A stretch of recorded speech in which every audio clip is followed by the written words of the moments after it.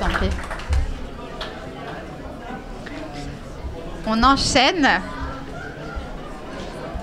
Un peu dans le même univers, mais on va quand même changer un peu d'écosystème, puisqu'on va s'élargir au monde aussi moléculaire avec toi.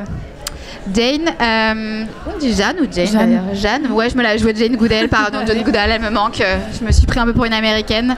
Jeanne, est-ce que tu pourrais, toi aussi, nous décrire Natexplore comme un organisme, si tu devais le définir comme un organisme vivant, lequel ce serait ou lesquels ce serait? Alors, bonjour à tous. Natexplore, alors de manière très terre-à-terre, c'est une jeune entreprise qui est spécialisée dans l'analyse du vivant à l'échelle moléculaire. Si on devait s'apparenter à un organisme vivant, je dirais qu'au niveau de l'équipe, on est plutôt des fourmis besogneuses ou des castors très méthodiques et travailleurs. Et au niveau de la structure, peut-être un arbuste ou un arbre pas très vieux, parti d'une jeune pousse et au fil des années qui est devenu solide et qui fait de plus en plus de branches et qui s'élève vers le haut avec de plus en plus d'expertise. Génial. Et si on devait comparer les deux mondes marins et terrestres en termes d'apport sur le plan moléculaire ou en tout cas sur le plan de la recherche, est-ce que tu saurais nous dire pourquoi est-ce que le monde marin a quelque chose de fascinant, de captivant d'après toi? Alors, quel que soit le milieu, qu'il soit terrestre ou marin, il existe au sein de chaque organisme de type plante, bactéries, champignons, des molécules très actives qu'on appelle des métabolites secondaires, des métabolites de défense qui sont essentiels pour nous, pour notre santé et tout simplement pour notre survie. Alors, il y en a tout un panel dans les organismes terrestres, mais la particularité des fonds marins ou des milieux aquatiques, c'est que tous ces organismes vivants doivent faire face à des conditions de pH, de salinité, de lumière, de température complètement dingues. Et du coup, ils mettent en place un métabolisme très particulier pour s'adapter à ces conditions. Et ce qui fait que tous ces organismes synthétisent des molécules avec des squelettes chimiquement très complexes et parfois très puissants aussi, d'un point de vue activité biologique. Oui, ils sont confrontés à des situations qui les obligent à s'adapter et à créer des composés innovants. Génial. On voit aussi parfois que c'est pas forcément l'organisme de départ qui est inspirant et ce qui va synthétiser en lui-même, mais parfois les organismes symbiotiques avec lesquels il cohabite.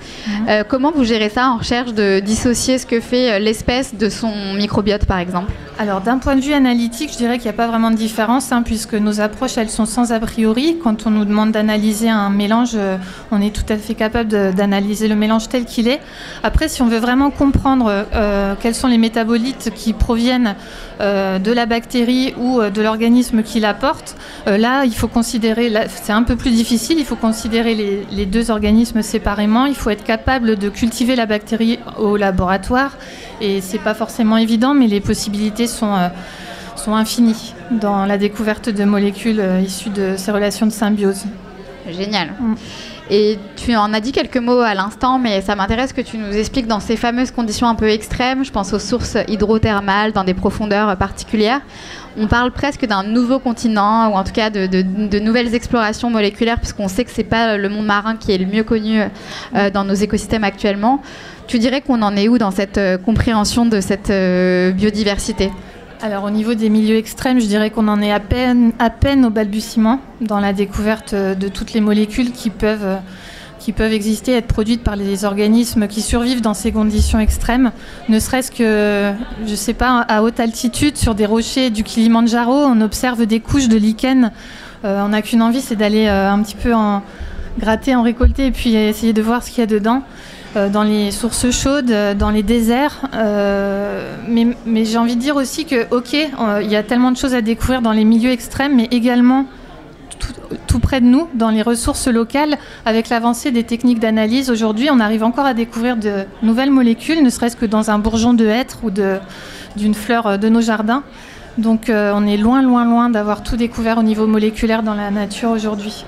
Ok, et justement par rapport à ce qui a besoin d'être encore découvert en termes de moteur pour trouver des nouvelles molécules, en quoi c'est important aussi bien sur le plan des avancées scientifiques que sur le plan de la préservation? Qu'est-ce que ça peut nous apporter de caractériser de plus en plus toutes ces molécules?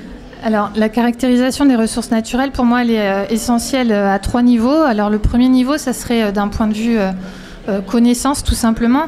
parce qu'on ne peut pas préserver ce qu'on ne connaît pas. Donc simplement d'être capable et d'avoir conscience que tout ce qui nous entoure en termes de ressources naturelles est rempli d'un trésor de diversité moléculaire. Deuxième niveau, je dirais que c'est au niveau de la recherche et de l'envie de découvrir de nouvelles substances actives qui pourraient nous guérir, par exemple dans l'industrie pharmaceutique, ou développer de nouveaux ingrédients pour la cosmétique, ou valoriser des coproduits issus de l'agriculture, par exemple. Et le troisième volet, tout simplement, c'est d'être capable, avec les outils d'aujourd'hui, d'analyser la composition d'ingrédients que l'on consomme dans l'industrie des nutraceutiques, par exemple, ou des cosmétiques dans une optique de contrôle qualité. Super. Et peut-être une question aussi qui va être intéressante pour ceux qui nous écoutent, c'est la question de la différenciation. En quoi tu dirais que la manière dont vous explorez ce monde des molécules naturelles permet d'apporter un éclairage différent de ce qu'on avait l'habitude de voir peut-être jusqu'ici? Alors je dirais que ce qui nous différencie chez NatExplore, c'est que quand on nous confie une matière première ou un extrait naturel à caractériser, on l'aborde de manière très entière, très globale, sans a priori. On analyse vraiment tout ce qui est organique à l'intérieur. On ne va pas se focaliser uniquement sur des molécules qu'on va appeler jolies pour le phytochimiste. On caractérise vraiment tout et on le fait de manière très détaillée et rapide. Donc n'importe quel extrait qui arrive chez nous, qui est naturel, nous allons le décortiquer et en faire une caractérisation assez exhaustive en un temps record par rapport aux approches classiques. Merveilleux. Et la question que je t'ai posée en introduction, elle était vraiment plus sur un organisme vivant.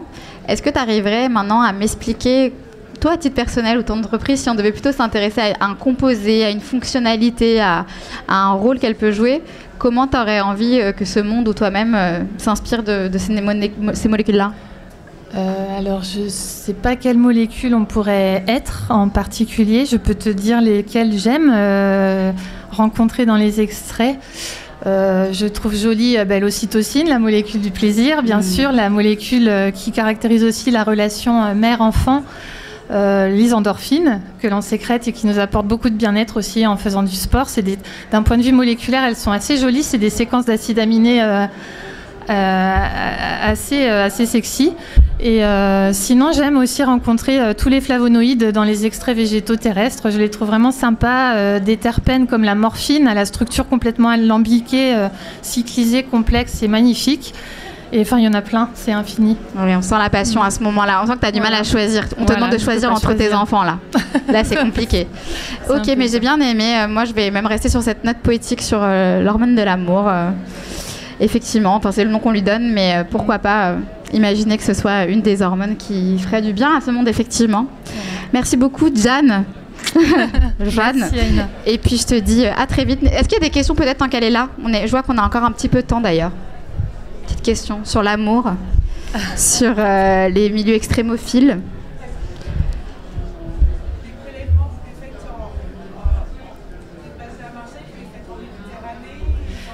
Alors nous, on est une entreprise basée à Reims, dans le nord-est, c'est vrai, je ne l'ai pas dit, pardon. Et alors, on réalise certains de nos prélèvements nous-mêmes plutôt dans des milieux forestiers, alors avec accord du ministère de l'Environnement. Sinon, c'est des extraits qu'on nous confie, que des partenaires nous confient pour qu'on les caractérise pour eux. Donc ça peut être des extraits marins, des extraits végétaux terrestres, des bactéries, des milieux de fermentation, des milieux de culture cellulaire, des tissus animaux. C'est très varié, des coproduits de l'agriculture, tout ce que... Voilà. Est-ce qu'il y a d'autres questions pour Jeanne?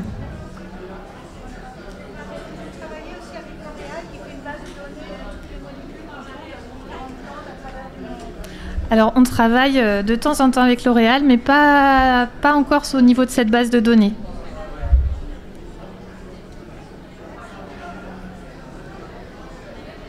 On a encore du temps pour une question si vous voulez, ou même deux.